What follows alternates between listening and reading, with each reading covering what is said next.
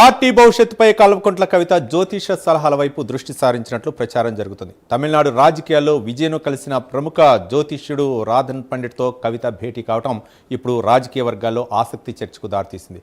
కుమారుడు ఇతర ముఖ్యులతో కలిసి రాధన్ పండిట్ను కలిసిన కవిత తన పార్టీ రాజకీయ భవిష్యత్తు ముందుకు వెళ్లాల్సిన మార్గంపై సూచనలు కోరినట్లు సోషల్ మీడియాలో ప్రచారం జరుగుతుంది. పార్టీ స్థాపించి 5 నెలలు కావస్తున్నా ఆశించిన స్థాయిలో కీలక నేతల చేరికలు లేకపోవటం, ఆర్థికపరమైన సవాళ్లు, ప్రజల్లో ఆశించిన స్థాయిలో రాజకీయ ఊపు తీసుకురాకపోతున్నారనే ప్రచారం ఈ భేటీ ప్రాధాన్యత సంతరించుకుంది. విజయ్ను కలిసిన జ్యోతిష్కుడితో కవిత భేటీ కావడంతో రాధన్ పండిట్ సూచనల తర్వాత ఆమె రాజకీయ అడుగులు ఎలా ఉండబోతున్నాయనేది ఆసక్తికరంగా మారింది. ఇదే అంశానికి సంబంధించి మరింత సమాచారం మా కరెస్పాండెంట్ చందు అందిస్తారు. చందు,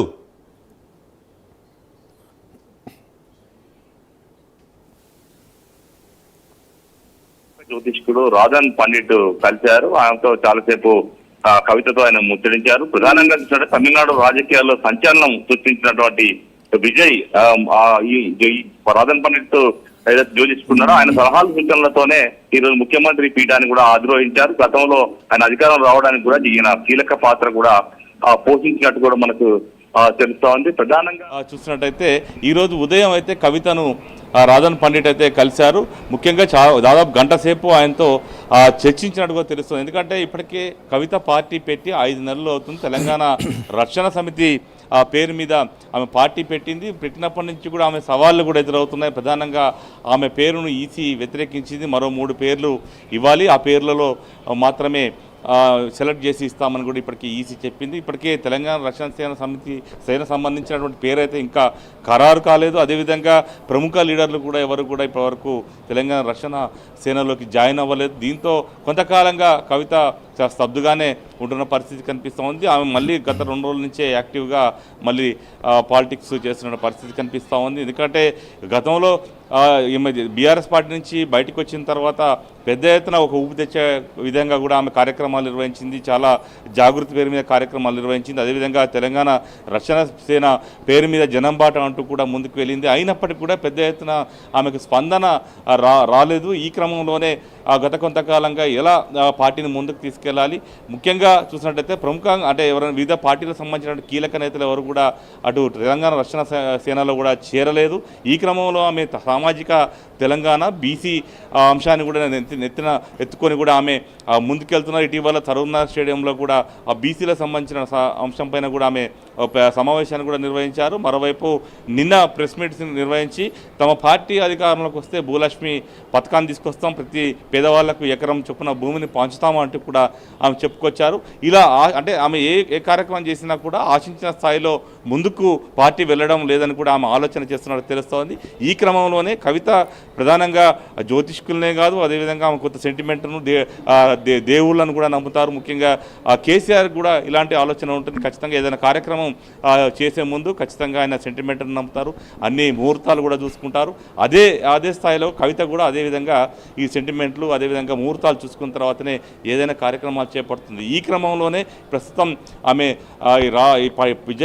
పండిట్తో సమావేశమైనట్టుగా తెలుస్తుంది. జ్యోతిష్కుడు సలహాల సూచనలతో కూడా ఆమె ముందుకు వెళ్ళాలని భావిస్తున్నట్టుగా మనకు చాలా స్పష్టంగా అర్థమవుతుంది. అందులో భాగంగానే ఆయనను తన నివాసానికి పిలిపించుకొని మరి చర్చలు కూడా జరిపినట్టుగా కూడా పార్టీ సంబంధించిన వర్గాలు కూడా చెప్తా ఉన్నాయి. భవిష్యత్తులో ఆయనతో కలిసి ఆయన సలహాల సూచనల మేరకే కవిత ముందుకెళ్తారని కూడా తెలుస్తోంది. ఈ క్రమంలోనే ఆయనతో చర్చలు జరిపినట్టుగా తెలుస్తోంది. మొత్తంగా చూసినట్టయితే ప్రస్తుతం కవిత పండితుని కలవడం మాత్రం రాజకీయ వర్గాల్లో హాట్ టాపిక్గా మారినటువంటి పరిస్థితి అయితే ఉంది.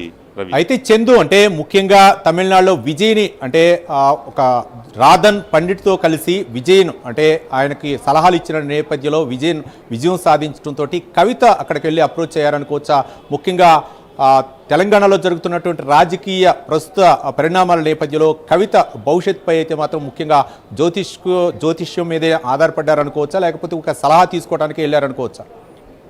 అంటే కవిత తమిళనాడు వెళ్ళలేదు, ఆయనే ఇక్కడికి హైదరాబాద్కి ఈరోజు ఉదయం వచ్చి కలిశారు. ముఖ్యంగా ఆయననే ఇక్కడికి ఆమె పిలిపించుకున్నట్టుగా మనకు తెలుస్తూ ఉంది. ఆ పార్టీ సంబంధించిన నేతలు కూడా మనకు చెప్తా ఉన్నారు. ప్రధానంగా చూసినట్టయితే తమిళనాడులో విజయ్ అధికారం రావడానికి ఈయన ఎవరైతే రాధన్ పండిట్ ఉన్నాడో ఆయన సూచనలు సలహాలతోనే విజయ్ ముందుకెళ్లారు. అంటే ఏ కార్యక్రమం చేపట్టినా ముందుగా జ్యోతిష్కుడి సలహాలు తీసుకొని ఆ టైం కావచ్చు, ఆ సంబంధించినటువంటి ముహూర్తాలు కావచ్చు, అవన్నీ చూసుకున్న తర్వాతనే ఆ యొక్క ప్రోగ్రాంలకు విజయ్ వెళ్ళినటువంటి పరిస్థితి. ఈ రకంగా విజయ్ అయితే తమిళనాడు రాజకీయాల్లో ముఖ్యమంత్రిగా సంచలనం అంటే సృష్టించిన నేపథ్యంలో గతంలో కూడా విజయ్ని ఉద్దేశించి కూడా ఆమె కామెంట్ చేశారు. గతంలో తాము కూడా విజయ్ లాగా ప్రభంజనంగా అధికారంలోకి వస్తాం, తెలంగాణలో ఖచ్చితంగా తను ముఖ్యమంత్రి అవుతాం, తమ పార్టీ అధికారంలోకి వస్తుంది తమిళనాడు తరహాలో అంటూ కూడా గతంలో కవిత కూడా మాట్లాడిన సందర్భాలు ఉన్న నేపథ్యంలో ఆయననే ఇక్కడికి తన నివాసాన్ని పిలిపించుకొని ఆయనతో చర్చించినట్టు తెలుస్తుంది. కానీ తనకు సలహాలు సూచనలు ఇవ్వాలి, తనకి ఈ జ్యోతిష్యానికి సంబంధించినటువంటి సలహాలు సూచనలు ఇవ్వాలి, ఖచ్చితంగా ముహూర్తాలకు సంబంధించి ఇక నుంచి తమను అడుగుతాం కాబట్టి తమకు హెల్ప్ చేయాలి అన్నట్టు కూడా ఆమె ఆయన రాధన్ పండిట్ను కూడా కోరినట్టుగా తెలుస్తోంది. ఎందుకంటే ఇప్పటికే తెలంగాణ రాజకీయాల్లో ఒక దూసుకురావాలని కవిత భావించారు. కానీ ఆశించిన స్థాయిలో ఆ పార్టీ ముందుకు వెళ్ళడం లేదన్నటువంటి అభిప్రాయంతో కూడా కవిత ఉన్నట్లుగా మనకు తెలుస్తూ ఉంది. ఎందుకంటే ఇప్పటికే చేరికలు చూసాం, పెద్ద స్థాయికి సంబంధించినటువంటి లీడర్లు వివిధ పార్టీల నుంచి కానీ ఎవరు కూడా కవిత పార్టీలో ఇప్పటివరకైతే జాయిన్ కావలేదు. మాజీ మంత్రులు ఎప్పుడో మంత్రులుగా చేసినటువంటి ఒకరిద్దరు నేతలు మాత్రమే పార్టీలో చేరిన పరిస్థితి ఉంది. కాబట్టి భవిష్యత్తులో పార్టీ ముందుకు వెళ్ళాలంటే మాత్రం కొంత స్పీడప్ అవసరం. కాబట్టి ఖచ్చితంగా ముహూర్తాలు, గ్రహబాలాలు అన్ని చూసుకున్న తర్వాతనే ముందుకెళ్లాలని కూడా కవిత భావిస్తున్నట్టుగా మనకు చాలా స్పష్టంగా అర్థమవుతుంది. అందులో భాగంగానే రాధన్ పండిట్తో ఈరోజు తన నివాసంలో సమావేశమైనట్లు కూడా మనకు తెలుస్తూ ఉంది. Ravi, right, thank you Chandu.